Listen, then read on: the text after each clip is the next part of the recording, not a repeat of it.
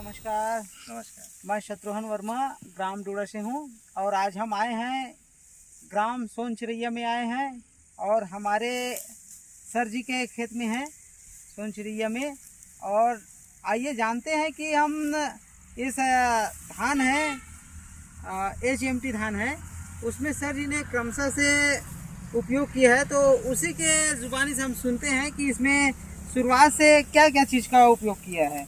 आपने हमारे green plant के कौन से प्रोडक्ट का उपयोग किया है। तो सर जी आप बताएंगे, अपना परिचय देंगे पहले, सबसे पहले, उसके बाद से शुरुआत से बताएंगे कि कैसे आप उपयोग किए हैं हमारे प्रोडक्ट का। नमस्कार। नमस्कार। हमारा नाम कमलेश साहू है और मैं ग्राम सोनचिरैया में हूँ। ये हमारे खेत है, इसमें HMT डला है और इसमें ग्रीन प्लानेट बायो प्रोडक्ट का शुरुआत से उपयोग हुआ है। सबसे पहले इसमें जमीन उपचार किए हमने भूमि पावर और प्रीमियम, उसके बाद उसके बाद बीज उपचार किए हैं ST से बीज उपचार किए हैं। उसके बाद जैसे पौधा 20 से 25 दिन का हुआ, उसके बाद ग्रो नाइट्रो, उसके साथ नीम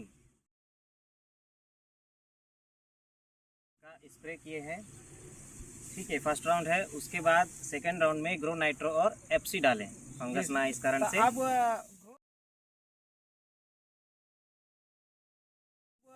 ग्रोथ की अवस्था में ग्रो नाइट्रो किंग का आप स्प्रे किए हैं, तो कंसा में कुछ वृद्धि आया सर? बहुत अच्छा वृद्धि आया सर, कंसा बहुत अच्छा वृद्धि आया था। लगभग 20 से ऊपर सभी कंसा था। जी जी सर, 20 से ऊपर, 20 कंसा से सभी ऊपर पौधे जो है 20 जी कंसा सर। से ऊपर थे। तो वो तो बढ़िया है सर, जितना हमारे फसल में कंसा आएगा उतनी ज्यादा हमारा उत्पादन बढ़ेगा।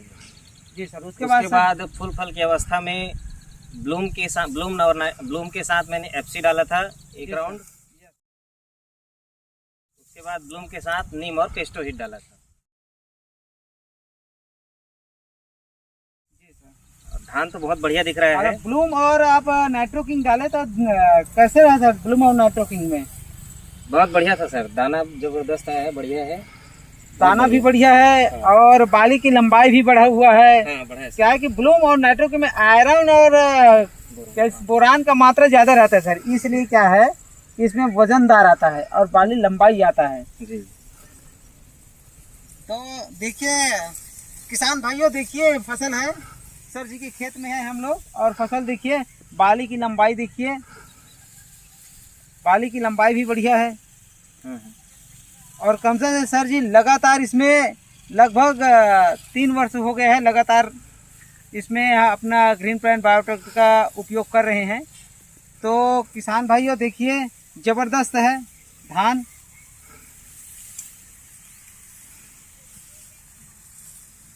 उस तरफ भी दिखा दीजिए सर, धान भी बढ़िया है। तो और आप इससे संतुष्ट हैं सर जी? जी, पूरी तरह संतुष्ट है। इसमें क्या है, एक तो हमारा मिट्टी जो है पहले कठोर हो गई थी, वो धीरे धीरे नरम हो रहा है, नरम होते जाता है। और दूसरा है कि बीमारी धीरे धीरे कम आ रहा है। और सबसे महत्वपूर्ण चीज जो मुझे लगा कि भोजन में जो है अनाज में पोषक तत्व भरपूर मात्रा में रहेगा, ये बहुत पौष्टिकता रहेगा अनाज में। इस तरीके से अगर किसान भाई अगर खेती करेंगे तो बहुत उत्पादन बेनिफिट में रहेंगे और खुद खाने के लिए पौष्टिकता रहेगा और मिट्टी भी स्वस्थ रहेगी, साथ ही पर्यावरण भी सुरक्षित रहेगा। सर जी आप कहाँ से हैं?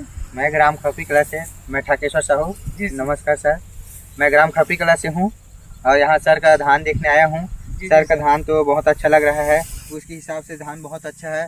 और अभी इतना हाइट होने के बाद भी धान अभी सोया नहीं है, गिरा नहीं है सर। दूसरे खेत का धान को देखेंगे तो सभी धान गिर चुका है और उसके हिसाब से अभी धान की हाइट के हिसाब से और बालियों की वजन के हिसाब से धान अभी गिरा नहीं है। तो धान की बालियां भी अच्छी है और जबरदस्त है। अब भाइयों को क्या संदेश देना चाहते हैं? मैं यही संदेश देना चाहता हूं किसान भाइयों कि आप उत्पादन के लालच में ज़्यादा मात्रा में रासायनिक खाद व कीटनाशक न डालें, क्योंकि आप जिस खेत में जो भी चीज़ डाल रहे हैं वो आप भी खाएंगे और भाइयों को भी खिलाएंगे, जो कि नुकसान है स्वास्थ्य के लिए। और आज हमारे उस कीटनाशक की वजह से पर्यावरण भी दूषित हो रहा है और हमारा जमीन भी बीमार होते जा रहा है, पशु भी बीमार है। हम लोग भी ज़्यादा कीटनाशक और खाद के उपयोग ज़्यादा कर रहे हैं तो हम लोग भी बीमार हो रहे हैं।